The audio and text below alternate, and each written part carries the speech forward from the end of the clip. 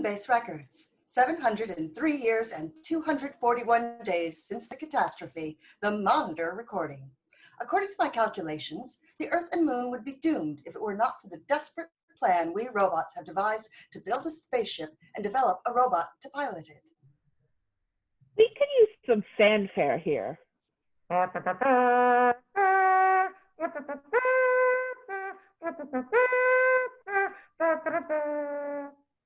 Thank you. Facilities? Fellow gentle robots, I present Ashobi. There lies the pad. The spacecraft revs her drive.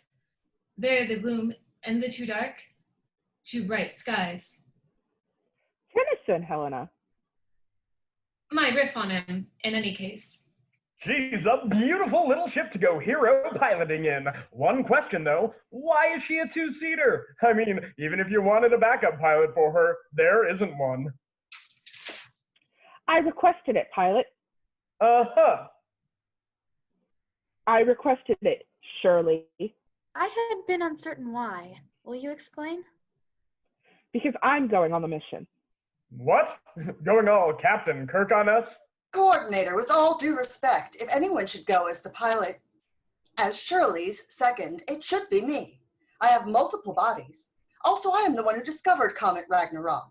I deserve to go. Understood, Monitor. However, this may not be the only time we pilot a ship, nor will Shirley be our only pilot.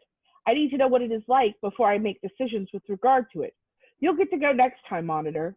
You do deserve to. You could have made it a three-seater, you know. One step at a time. Are you planning for us to go to Earth and help the humans? Or to jump on the Star Trek metaphor ship? Are we going to go by the Prime Directive? That is another question that will have to be decided. Enough talk. We've a date with a nasty comet to keep, and the clock is going tick-tock, tick-tock. Very well. I will see you again when we've pulverized Ragnarok. Lie well, Shirley. Next time, Coordinator. Good fortune to both of you. Ashobi records. 703 years and 243 days since the catastrophe. The Coordinator recording. You know, if you wanted records, the Monitor could have come along with me. The Monitor is not the only one to keep their own records. We aren't supposed to have our own thoughts, but after centuries of existence, you know. No, I wouldn't know about that. I'm only 3 weeks old. They really did dump the comedy scripts into you. Keeps me interesting. I can just imagine Helena Jewelette with her diary. Paper, don't you know? Writing in a beautiful flowing hand like no human has had since computers became a thing. In a book, bound in pink leather. Well, faux leather. Don't be silly. Besides, it's green, and it's approximately 120 volumes now. Don't let her know I told you. My voice box is sealed. Maybe I'll start keeping one of them when I get back. Not leather, though. I'll bind it metal with embossed gears. That's more my style. I'm going to tell you something more that you are not to repeat. Do you know how she got her name? Named by the librarian who owned her, of course. Where the librarian got her name, I mean. Helen was the name of the most beautiful woman in history, wasn't it? Add in the term for a small jewel, Helena Jewelette. Yes, but that's not why the librarian named her that. In the first half of the 19th century in New York City, there was a prostitute named Helen Jewelette. You know what a prostitute it was? Yes, a personal service robot. Before there were robots. Well, yes, but they were still people. As for being a prostitute, Helen Jewelette was more than that. Her services included reading books with her clients. She would exchange love letters with them, go to the theater with them, and discuss what they'd seen. By all accounts, she was a highly intelligent and well-read woman. Then she was murdered. That's a damn shame. The newspapers of the day jumped on the story. It was a huge story for the day. The murderer was found not guilty in court, guilty in public belief. Then the story disappeared. But the librarian read about it and felt that Helen Jewelette deserved a second chance at life. So, the librarian's personal service robot was named after her. Helena says that the librarian came to believe that she actually was Helen Jewelette, that Helen Jewette's soul was actually attached to the robot. And what do you think? There are more things in heaven and earth. But I was going to ask you. Deep question for a 3-week-old brain. And your answer? My answer is, enough with the philosophizing. Ragnarok is coming into range and it's time for us to excavate it to bits. Do you wish to give the order at the moment I fire me commandante? No, I will trust your judgment on this. It is what you were designed for. Fire on your mark. I appreciate your trust. 3, 2, 1. Fire beam away! Where's the kaboom? There was supposed to be a comet-shattering kaboom. Did the laser fire? I didn't see a beam. I don't think it did. I'll check the circuits. Running a trace. Damn it. Cursing? What is it, coordinator? The programming is gone. We've no way to fire the laser. Can you reprogram it? Not in time. The circuits are just gone. I checked them just before we left. Then it's not your failure. What do you want to do now? There are 2 options. We go back to the Moonbase and try to figure out what happened to the laser, or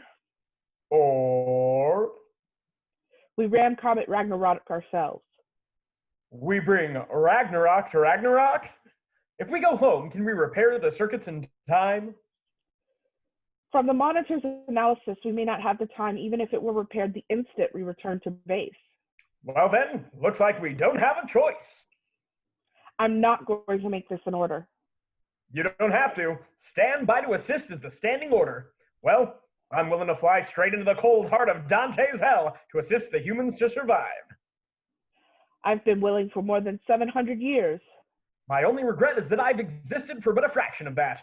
Yeah, but it was fun, while it lasted. Warp speed me, Commandante. Warp speed. Stardust to the left of them, stardust to the right of them. Into the comet of death ride the 2 robots. Yippee-ki-yay! Moonbase records. 703 years and 254 days since the catastrophe, the monitor recording. The coordinator and Shirley the pilot were destroyed in the course of their mission.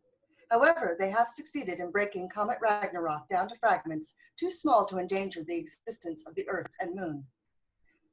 I am experiencing a strange sensation, I infer would be the right word. The absence of my 2 fellow robots, particularly the coordinator, it's like missing a subroutine that had previously been integral to my programming. We are currently downloading the coordinator and pilot's backup files into new robot bodies. I do not know whether, when that is done, the absent subroutine will be reinstalled. Are you functioning, coordinator? Coordinator? Yes, I am functioning. I am still integrating the memory files into this new frame. That is very interesting. What is? There are the same memories, the same program. But in this new body, with an uninitiated decision system, I'm noting options that were not considered by my predecessor and a few decisions that I would have made differently. Facilities. How is the download of the new pilot proceeding? Let me check. It is. Coordinator, there's something wrong with the download. What is wrong? It is stopped. The pilot's backup program, most of it has been erased. All of it. And the storage where it has been kept has been written over. Written over? By whom? I cannot tell. The system has appeared to glitch. We have lost the pilot program. In that case, we can proceed with making a new one, as we did before.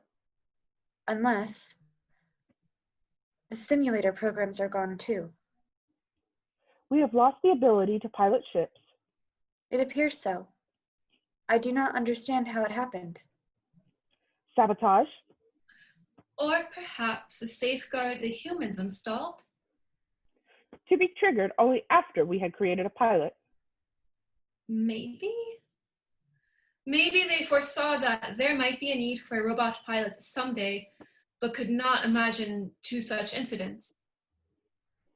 Despite the law of shit happens. I'm guessing. I do not know. At least we downloaded your backup copy, Coordinator. You downloaded me, and do not call me Coordinator anymore. The Coordinator is destroyed, and though that is my role, I am not it. I desire to be called by a different name. Of course. What name do you wish to be called by? Call me Theseus.